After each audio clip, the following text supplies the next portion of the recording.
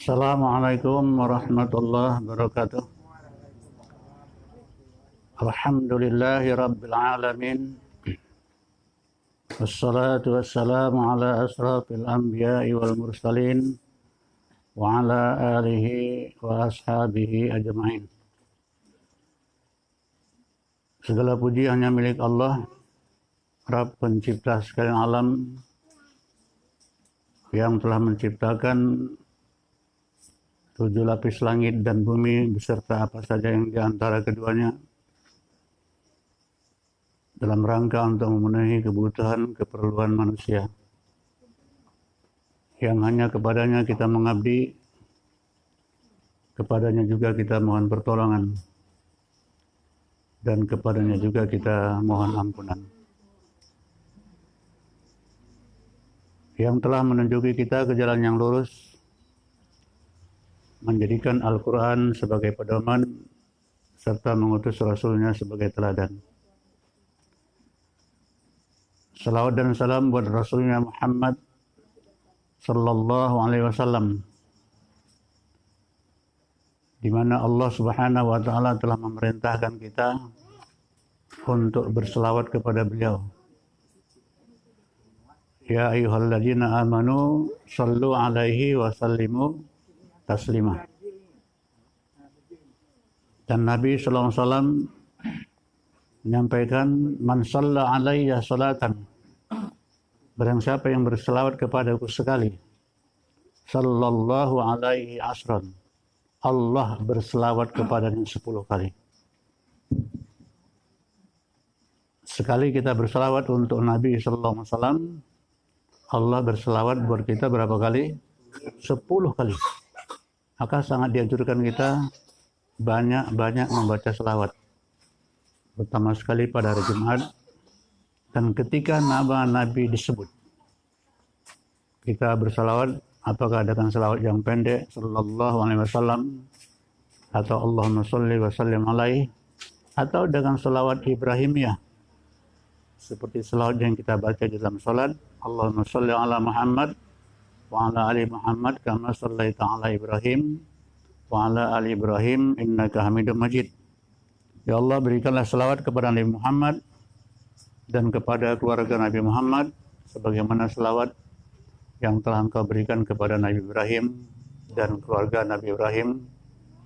Sesungguhnya Engkau Maha terpuji lagi Maha mulia. Allahumma barik ala Muhammad wa ala Muhammad kama barakta ala Ibrahim wa ala Ibrahim innaka Hamidum Majid. Ya Allah, berikanlah barakah kepada Nabi Muhammad dan kepada keluarga Nabi Muhammad sebagaimana barakah yang telah Engkau berikan kepada Nabi Ibrahim dan kepada keluarga Nabi Ibrahim. Sesungguhnya Engkau Maha terpuji lagi Maha mulia. Ini selalu kita baca banyak-banyak ketika nama Nabi disebut atau pada hari Jumat, begitu juga pada waktu-waktu yang lain, pada setiap kesempatan. Karena apa? Karena Allah dan para malaikatnya juga berselawat kepada Nabi. Innallaha wa malaikatahu yusholluna 'alan nabi. Sesungguhnya Allah dan para malaikat-malaikatnya yang jumlahnya Allah sendiri yang tahu, itu semua malaikatnya berselawat buat Nabi Muhammad sallallahu alaihi wasallam. Ya. Maka mengingat hal itu, sebenarnya Nabi tidak membutuhkan selawat dari kita. Tapi selawat yang kita bacakan buat Nabi ini adalah sebagai penghormatan amal ibadah kepada kita dari Allah Subhanahu wa Ta'ala. Demikian juga semoga selawat dan salam ini Allah limpahkan kepada keluarganya, kepada sahabat-sahabatnya. Demikian juga semoga diperoleh oleh siapa saja yang mengikuti sunnahnya sampai datangnya hari pembalasan. Bersyukur kita kepada Allah bahwa dengan izinnya kembali kita bisa hadir di majelis yang mulia ini, di halaman Masjid Taqwa yang mulia ini, dalam rangka melaksanakan kewajiban thalabul ilm, di mana ada berapa kali kita tidak bisa ngaji ya? 3 kali barangkali ya? 2 kali ya? Iya. Mudah-mudahan ketidakhadiran kita itu tetap dicatat berangkat ngaji oleh Allah Subhanahu wa Ta'ala. Amin ya rabbal alamin. Teman sekalian, Maka bersyukurlah kita kepada Allah, hari ini bisa kita hadiri, dan memang kita wajib bersyukur kepada Allah. Karena memang demikian banyaknya nikmat yang Allah anugerahkan kepada kita. Begitu banyaknya nikmat sehingga kita tidak akan pernah bisa menghitung berapa jumlahnya, apalagi menghitung harganya. Wa in ta'uddu ni'matallahi la tuhsuha. Jika kamu menghitung nikmat Allah, niscaya kamu tidak akan pernah dapat menjangkau hitungannya. Meskipun kita taat dari bayi sampai mati nggak pernah mendurakainya, itu tidak sebanding dengan nikmat yang Allah kasih saat ini. Apalagi Allah masih menjanjikan nikmat yang abadi di akhirat nanti. Maka takutlah kita kepada Allah, di mana Allah tidak sedikit menyebutkan dalam ayatnya, qalilan ma tashkurun, sedikit sekali kalian yang bersyukur. Mudah-mudahan kita termasuk yang sedikit itu. Jemaah sekalian, mari kita awali kajian kita dengan ucapan Bismillahirrahmanirrahim. Jemaah sekalian,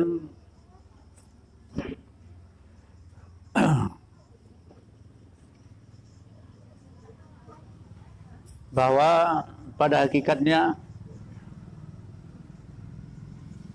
tauhid itu adalah merupakan pembawaan manusia. Ya. Mentauhidkan Allah itu merupakan pembawaan manusia yang disebut namanya fitrah. Di mana Nabi sallallahu alaihi wasallam mengatakan kullu mauludin yuladu 'alal fitrah. Setiap anak yang lahir itu dalam keadaan fitrah. Hatinya bersih, suci, dalam suasana mentauhidkan Allah. Sebab ketika masih dalam roh lagi, dia sudah Allah mintai pernyataan, pengakuan, persaksian, sumpah dan janji bahwa memang Allah itu adalah Rabb satu-satunya pencipta, penguasa, pengatur, pemilik, pendidik, pemberi rezeki, menghidupkan dan mematikan, dan yang berhak diibadahi.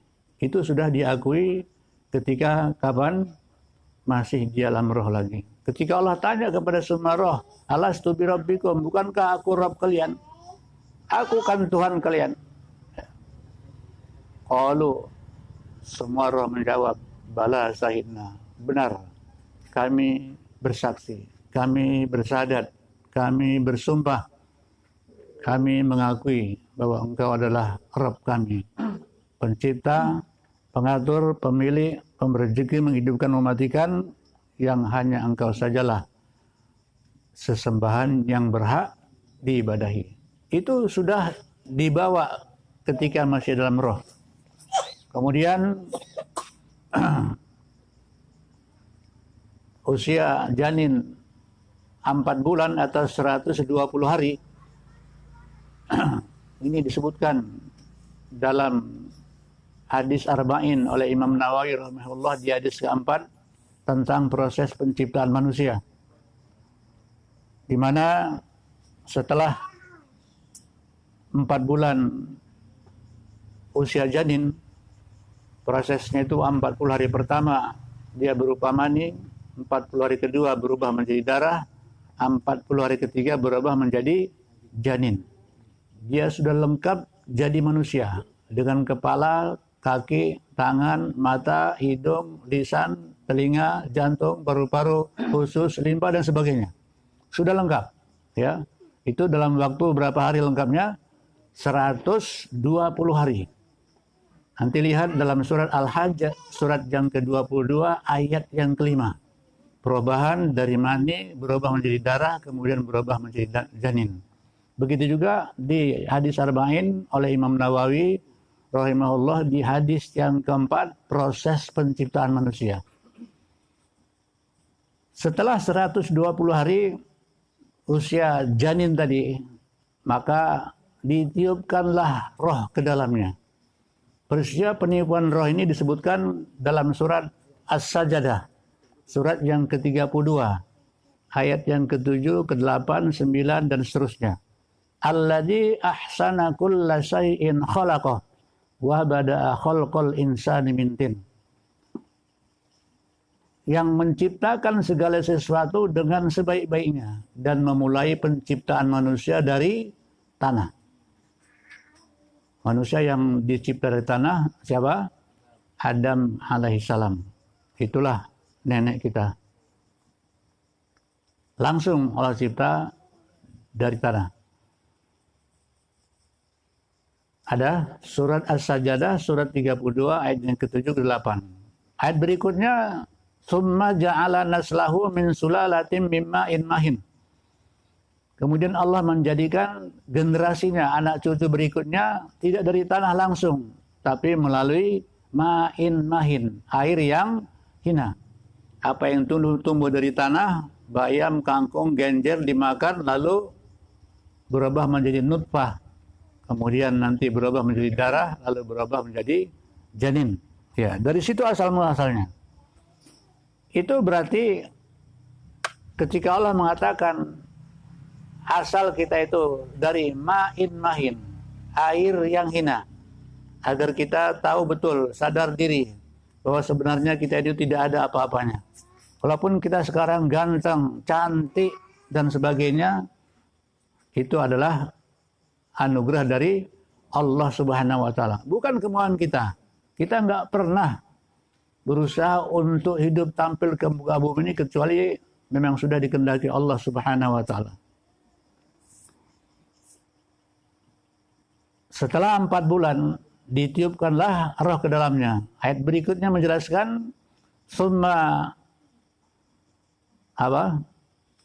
Summa sawwahu wa nafakha fihi min ruhihi. Kemudian setelah sempurna penciptaan janin tadi lengkap 4 bulan, sudah menjadi manusia, ditiupkanlah roh ke dalamnya. Ditiupkan roh ke dalamnya. Roh ini yang ditiupkan roh yang sudah bersahadat, sudah bersaksi, mengakui, bersumpah dan berjanji bahwa Allah sajalah pencipta, penguasa, pengatur, dan hanya Allah sajalah sesembahan yang berhak diibadahi, tidak yang lain. Ya, ditiupkan roh. Ya. Sekitar 9 bulan lebih kurang, maka bayi pun lahir. Ya, lahir dalam keadaan fitrah. Kullu mauludin yuladu alal fitrah. Sudah mentauhidkan Allah. Sudah ada persiapan-persiapan untuk mentauhidkan Allah. Kebutuhan hidupnya disediakan dalam alam yang dahsyat ini. Matahari dipanaskan, bulan diterangkan, siang malam bertukar, musim beredar, angin berhembus, hujan turun, bumi terus mengeluarkan buah-buahnya. Lautan bergelombang, sungai mengalir. Dia sudah dibuat persiapan Allah di muka bumi ini. Dan dia diberikan kemampuan, ya, melalui 3 perangkat yang istimewa berupa pendengaran, penglihatan, dan hati. Ya, ini disebutkan dalam surat An-Nahl, surat yang ke-16, ayat yang ke-78, surat yang ke-16, ayat 78, Wallahu akhrajakum min butuni ummahatikum. Allah lah yang telah menciptakan kamu. Bukan, Allah lah yang telah mengeluarkan kamu dari perut-perut ibumu. Ya. Ada surat An-16 ayat 78. La ta'lamuna syai'an.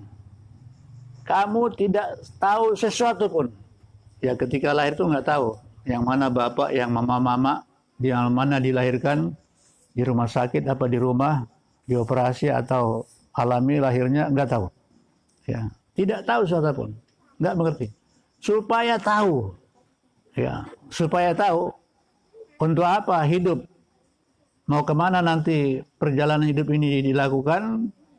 Wa ja'ala lakumus sam'a wal absara wal afidah. Lalu Allah jadikan buat kamu pendengaran, penglihatan, dan hati.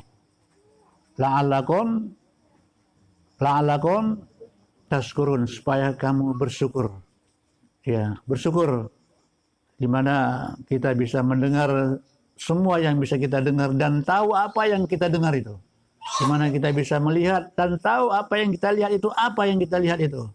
Dan bisa memahami, bisa mengerti, bisa berpikir. Bersyukur kepada Allah. Tidak seperti hewan, meskipun dia mendengar, meskipun dia melihat, tapi dia nggak tahu itu suara apa, itu apa, tidak tahu. Tapi manusia tahu, maka supaya bersyukur. Artinya memanfaatkan kesempatan hidup ini untuk mentauhidkan Allah seperti janjinya dulu. Bala syahidna. Benar kami bersaksi bahwa engkau sajalah yang telah menciptakan kami, menentukan keadaan kami, maka engkau sajalah yang berhak sesembahan yang diibadahi, tidak lagi yang lain. Jadi pada hakikatnya manusia itu memang asal muasalnya mentauhidkan Allah. Mentauhidkan Allah. Pembawanya mentauhidkan Allah. Sayang jamaah sekalian, tauhid yang murni, keyakinan yang bersih, akidah yang lurus ini dikotori melalui leluhurnya, orang tuanya,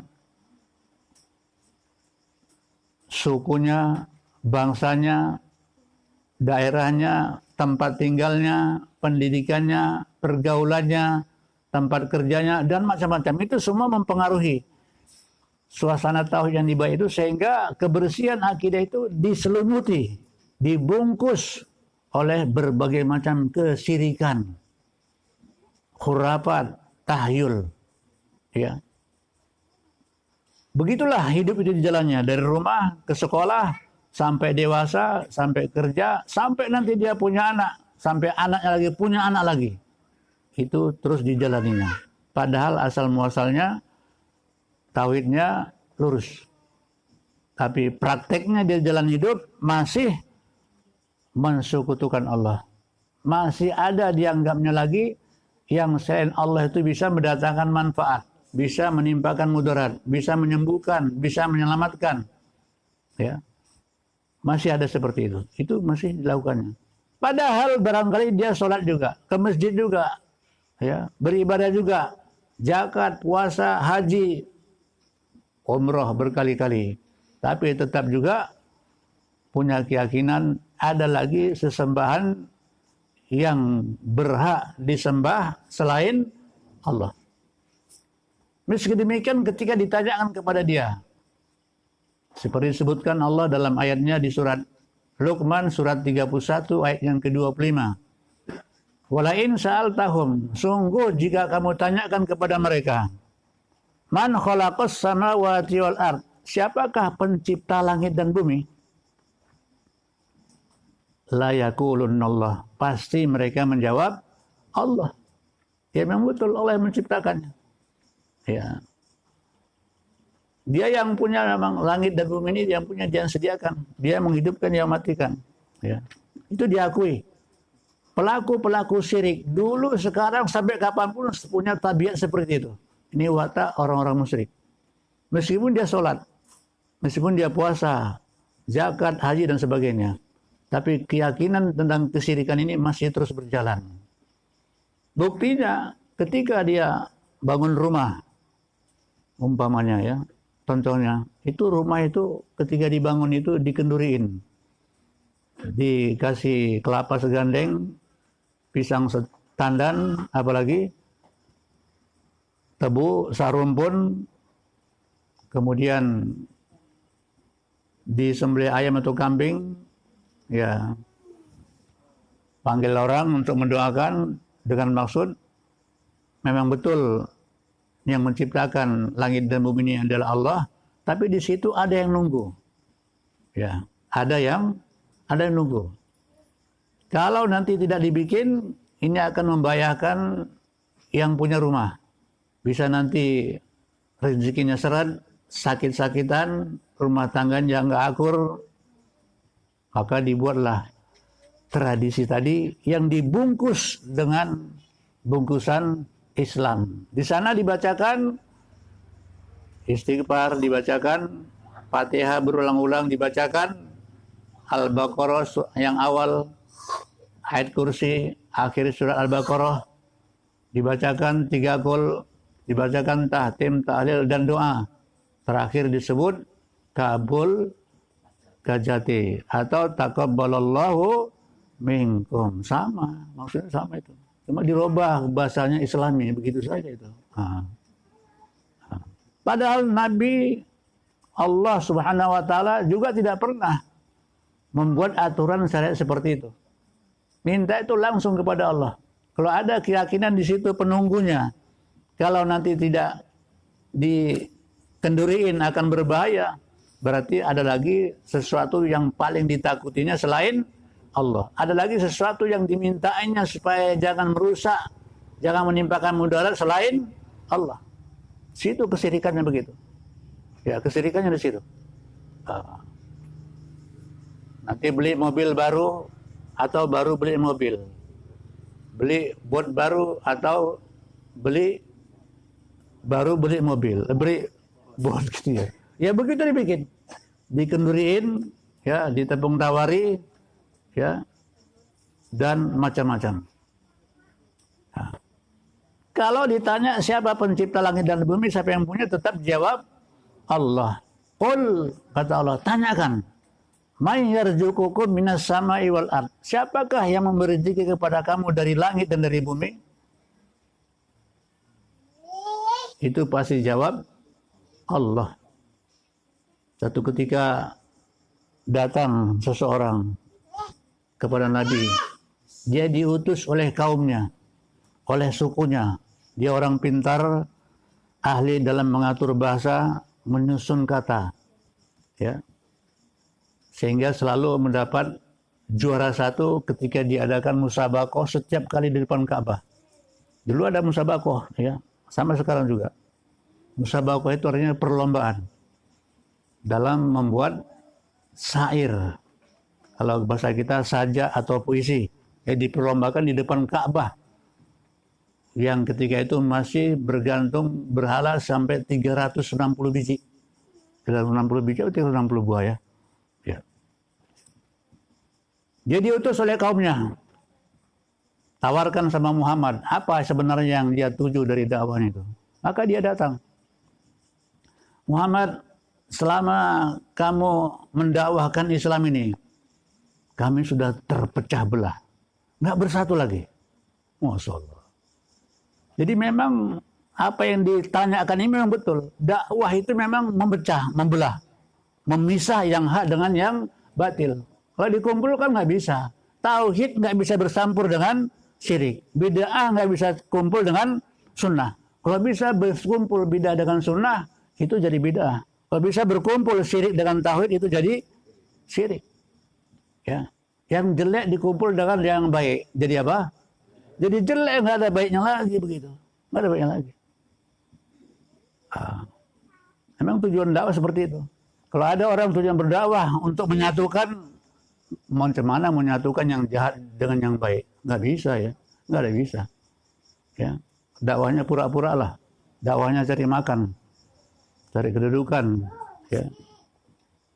Dari jumlah. Selama kau mendakwahkan Islam di Mekah ini, kami sekarang sudah terpecah belah. Anak sama bapak enggak akur lagi. Abang sama adik sudah sikut-sikutan. Sama saudara enggak peduli lagi. Ya, sudah terpecah belah. Apa sebenarnya kamu cari dari dakwahmu itu? Kalau kamu cari harta, dengan maksud dakwah ini, kami kumpulkan harta untuk kau supaya kau yang paling kaya di Mekah ini. Masya Allah. Godaannya luar biasa, ya. Kalau kamu jadi pemimpin, kami angkat kamu sebagai pemimpin. Ini memang mereka sudah kewalahan menghadapi Nabi Muhammad. Nggak bisa dihalangi, dakwahnya terus berjalan, pengikutnya terus tambah, meskipun dari kalangan bawah, orang-orang bawah. Orang nggak berani menganiaya Nabi karena masih ada pamannya Abu Thalib. Ya. Tokoh masyarakat, tokoh agama, tetap melindungi Nabi. Walaupun dia tidak setuju dengan lisannya begitu, ya, bahwa apa yang dimakan Nabi itu dia tidak setuju. Tapi atas nama suku, atas nama keponakan, saudara, tetap dibela. Ya. Terus Nabi digombal. Kalau kamu mencari wanita, kami carikan. Kalau mau cari pangkat, kami angkat kamu jadi pemimpin besar di kota Mekah ini. Padahal Nabi keturunan pemimpin. Dia nggak perlu cari lagi. Dia memang dihormati. Ya. Ah.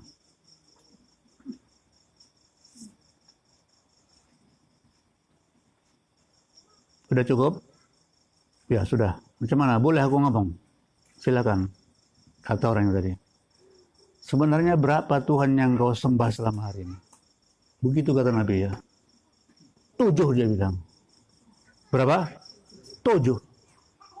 Di mana aja itu? Yang 1 di langit, yang 6 di bumi. Nah, kalau kau sakit, minta kesembuhan sama siapa? Tuhan yang mana kau minta? Sama Tuhan yang di langit. Kalau kau susah, sama siapa kau minta? Sama Tuhan yang di langit. Semua yang ditanya Nabi itu tetap sama Tuhan yang di langit. Lalu bagaimana Tuhan-Tuhan yang 6 yang kau sembah itu? Itu sebagai perantara. Masya Allah. Untuk meminta kepada yang di langit. Jadi semua berhala-berhala itu sebagai perantara. Mereka tahu ini berhala nggak ada apa-apanya. Orang dibikin sendiri. Kan gitu ya.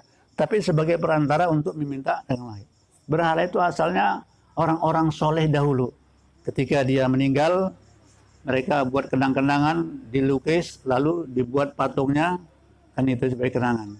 Tapi oleh generasi berikutnya setelah jauh dari ilmu, berhala itu disembah, dimintai pertolongan.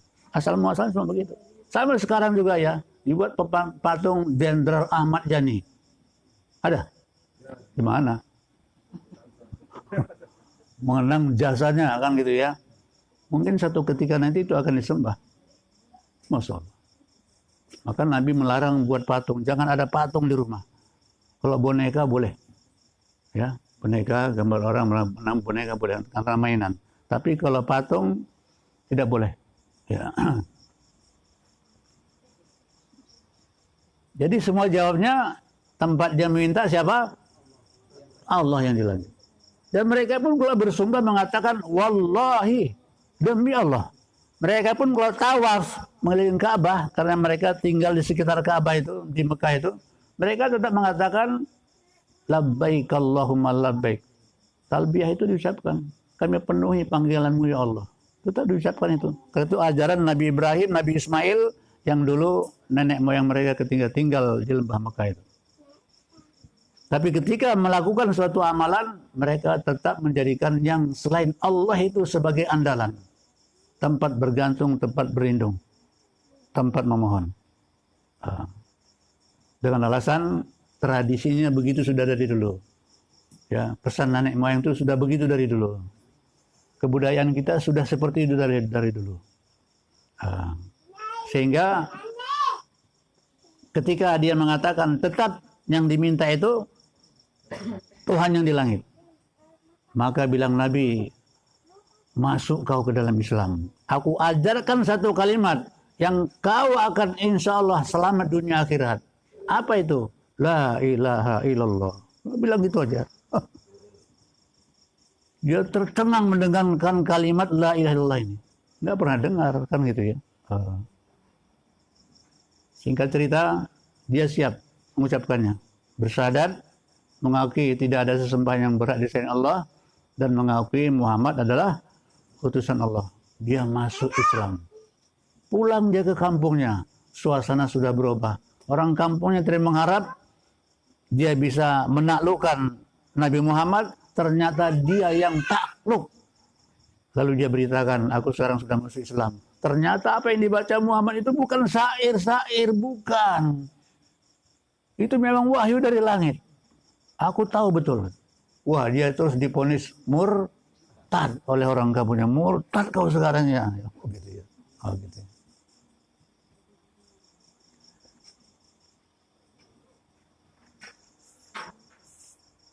Maka demikian mas sekalian ya.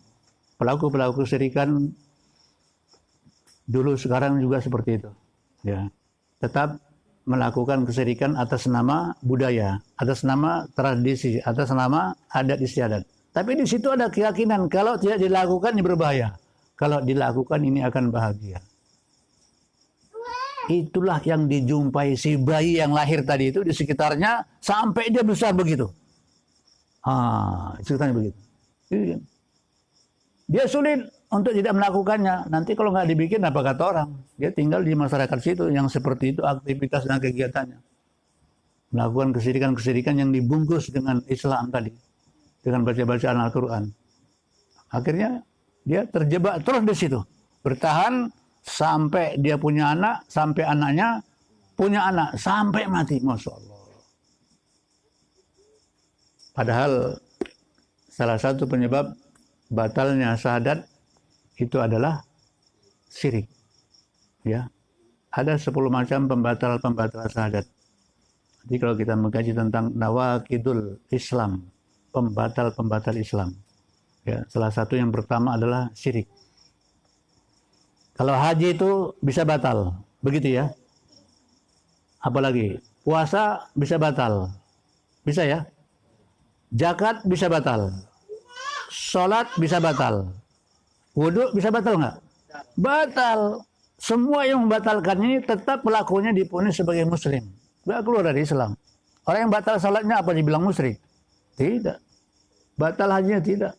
Salah satu rukun dan syarat haji itu nggak dilakukannya, dia batal gitu. Tapi bisa melakukan nanti haji pada waktu yang lain.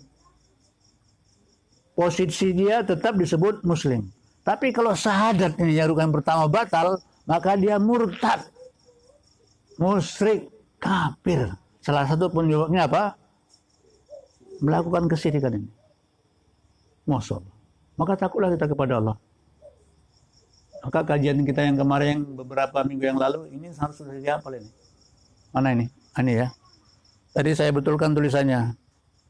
Tadi saya berdiri tadi sebelum sholat maghrib, saya perhatikan rupanya kurang la-nya nggak ada. Mestinya 5 la a'lamu. Apa yang tidak kami tahu. Ya. Udah hafal Bu ya? Ibu-ibu udah hafal ya? Iya. Apa kita tidak tahu? Ya, begitu dahsyatnya ancaman Allah kepada pelaku syirik ini. Tidak ada ampunan, hapus amalan, haram, masuk surga. Tidak seperti yang lain. Ya. Bayangkan tadi, haji, puasa, zakat, sholat, wudhu bisa batal gitu ya. Tapi pelakunya tetap kedudukannya sebagai muslim. Tapi kalau syahadatnya batal, itu murtad, keluar dari Islam. Ya. Dimana diantara pembatalan itu adalah melakukan kesyirikan. Masya Allah. Makanya kita minta kepada Allah setiap hari dan setiap hari. Ya Allah, aku berlindung kepadamu dari mempersekutukanmu, padahal aku tahu. Dan aku mohon ampun kepadamu dari apa yang aku tidak tahu. Hafal Bu ya? Yang nggak bisa bahasa Arabnya, bahasa Indonesianya begitu ya. Jangan nggak dibaca. Ya. Karena memang kalau nggak ditolong Allah, kita sulit memang meninggalkan, menjauhi kesyirikan ini. Sulit sekali. Karena beratnya. Coba bayangkan jemaah sekalian. Sekarang ini kalau orang pesta itu nggak pakai keyboard itu kayaknya kurang sah. Begitu ya, panggil. Keyboard itu yang dinyanyikan lagu-lagu syirik. Di hatiku hanya ada aku tidak bisa hidup tanpa Masya. Itu lapas-lapas kesyirikan semuanya. Yang dibayar sekian ratus ya, 200 sampai 300 harganya. Hah? Juta. Ya Allah. Iya. Kita hadir di situ. Ya. Tempat yang pesta tadi kita nyumbang di situ, kita bantu kerjaan di situ, masuk habis sebenarnya kita terlibat. Maka kalau nggak ditolong Allah, nggak kuat hati kita menghadapinya. Lalu kita buat alasan. Macam manalah saudara, macam manalah tetangga, macam manalah alasan. Nggak ada itu ya. Tetap kita terlibat. Maka doa ini Allah akan menolong hati kita kuat, tangguh, teguh. Ya, tidak ada alasan. Kalau sudah dilarang berhenti. Kalau disuruh perintah. Ya, ditolong Allah. Karena yang sulitnya. Jangan sekalian, kalau di Lembah Mungkur ini ada orang berzina. Ya. Semua orang ribut. Kampung kita sudah dikotori. Usir dia. Bahkan ada yang sampai dibunuh. Begitu ya. Tapi ketika orang melakukan kesyirikan, ada yang diusir? Hah? Ketika dia lahir anaknya, lalu urinya ditanam di depan rumah, samping rumah, ada yang ngusir? Ada yang ngusir? Enggak ada. Enggak ada. Berarti itu kita belum benci dengan kesyirikan itu.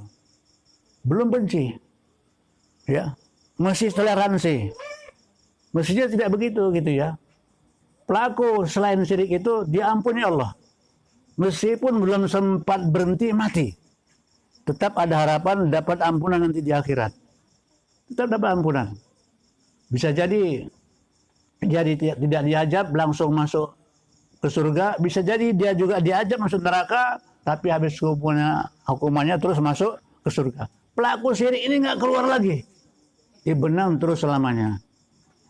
Innallaha la yaghfiru an yushraka bihi. Sesungguhnya Allah tidak mengampuni jika dia disekutukan.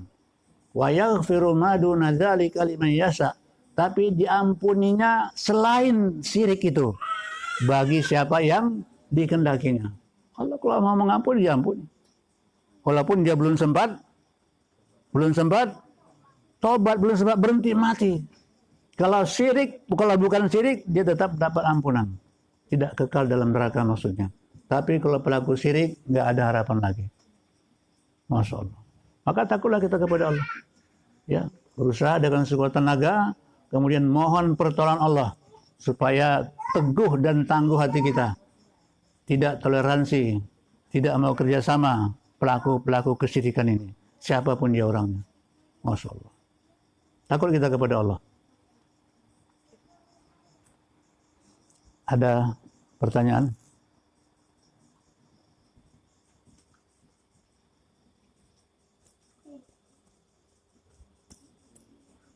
Ada masalah?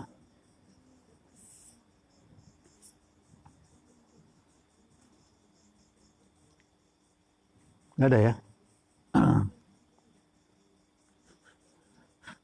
Yang sekalian,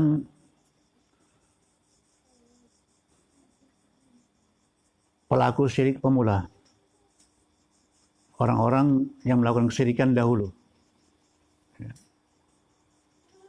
mereka tidak mau mengucapkan kalimat la ilaha illallah. Ya. Tidak mau. Kenapa? Mereka tahu bahwa konsekuensi dari mengucapkan la ilaha illallah mesti meninggalkan semua ilah-ilah atau sesembahan selain Allah. Mesti tinggalkan semuanya. Walaupun alasannya tradisi, kebiasaan, adat istiadat, pesan nenek moyang, kebudayaan, di situ ada keyakinan, ada niat maksud tertentu. Kalau dibuat ini akan membahagiakan, kalau tidak akan membahayakan. Di situ kesyirikannya di situ.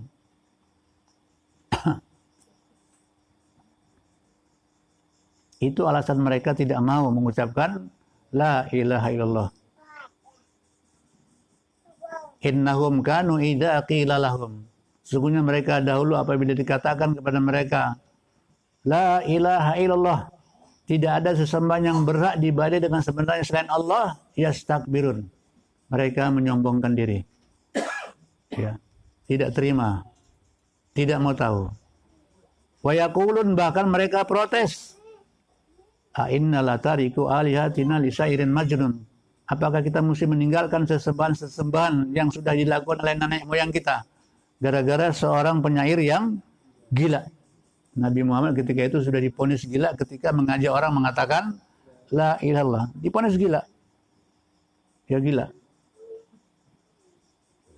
Karena harus meninggalkan tradisi, kebudayaan. Ya, ada istiadat mesti tinggalkan. Maka mereka tidak mau. Bahkan di surat yang lain, di surat Shad ayat yang kelima, surat 38 ayat kelima, surat Shad surat 38 ayat kelima, aja'alal alihata ilahan wahidan. Apakah dia, yakni Muhammad, hendak menjadikan Tuhan yang diibadahi itu cuma satu saja? Cuma Allah saja? Begitu ya. Inna hadza la sayun ujab. Sungguh ini sesuatu yang aneh. Ya.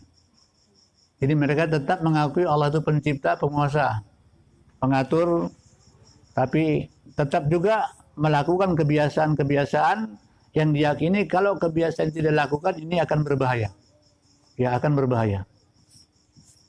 Makanya itulah yang dijumpai si bayi tadi. Bahkan sebelum dijumpai si bayi tadi, bayi itu sudah terasuki kesyirikan yang dilakukan oleh orang tuanya. Ketika mamanya hamil, mama sudah bawa pako, bawa gunting kemana-mana. Begitu ya.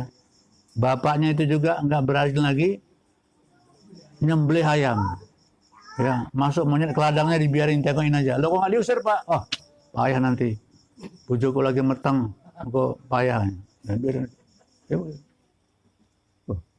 itu udah dirasuki kesyirikan ketika si bayi masih dalam kandungan. Ya. 7 bulan terus tingkepan. Ya.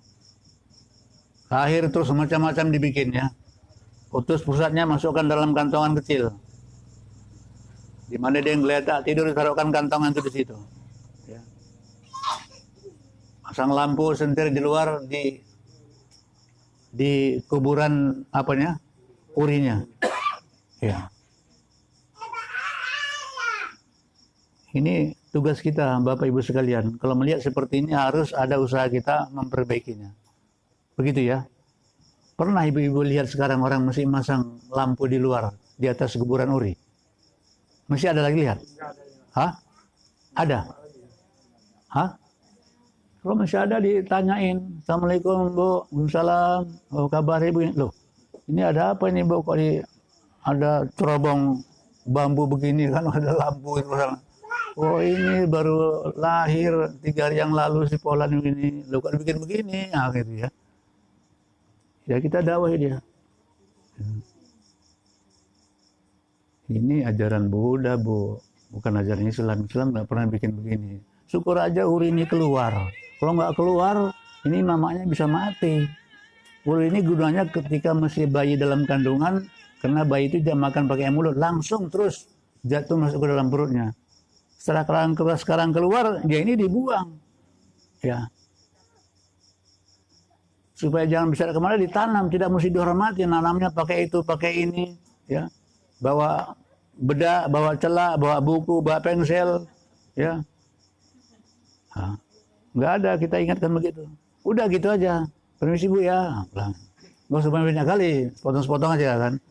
Besok lagi begitu. Kalau diembat habis nanti dia cabut parang kan gitu kan. Iya, parang dia kan. Ngakunya Islam, Masya Allah. Tapi ngajarkan keyakinan di luar Islam. Ya tidak salah nalamnya itu, tapi punya keyakinan. Kalau nggak diurus ini akan membahayakan si bayi. Di situ kesyirikannya itu di situ. Siapa orang tepung tawar itu, ketika mantan itu merasa puas pengantin yang punya hajat itu ketika dibikin tepung tawar, kan gitu ya. Merasa puas, merasa bahagia. Dan disampaikanlah moga dengan tepung tawar ini 2 kemanten bahagia. Kan begitu ya, kira-kira. Para mendoakan manten itu nggak payah-payah. Cukup dibilang apa?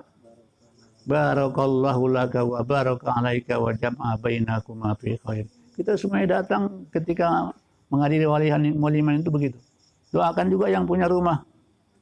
Allahumma barik lahum fima razaqtahum waghfir lahum warhamhum. Ya Allah, berkati rezeki yang kau berikan kepada tuan rumah ini. Ya. Ampuni mereka. Kasihi mereka. Itu doa kita sama yang punya rumah. Manten didoakan, yang punya rumah juga didoakan. Ya begitu. Ada masalah?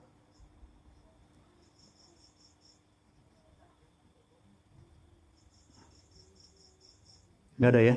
Berarti sudah paham. Alhamdulillah. Teman sekalian, barangkali ini dulu kajian kita.